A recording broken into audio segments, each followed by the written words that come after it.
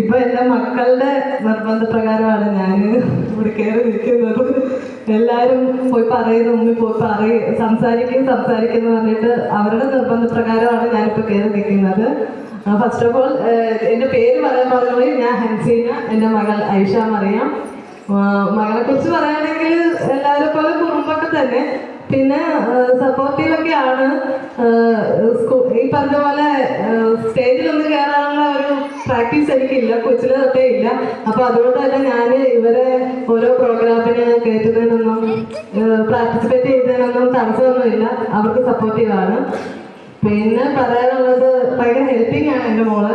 എനിക്ക് കിച്ചണിലൊക്കെ സഹായിച്ചൊക്കെ ഇപ്പോഴേ. അപ്പൊ ഞാൻ പറയും, വലുതാകുമ്പോൾ എന്നെ സഹായിക്കാതിരിക്കാനാണോ ഇപ്പോഴേ ഇങ്ങനെയൊക്കെ ചെയ്യുന്നത്? കുഴപ്പമില്ല. ഞാനിപ്പോൾ ഈ സ്റ്റേജിൽ നിൽക്കുന്ന തന്നെ എൻ്റെ മക്കൾ കാരണമാണ്. അത് തന്നെ ഒരു വലിയ പ്രൗഡായിട്ട് ഞാൻ കാണുന്നു. Okay, thank you.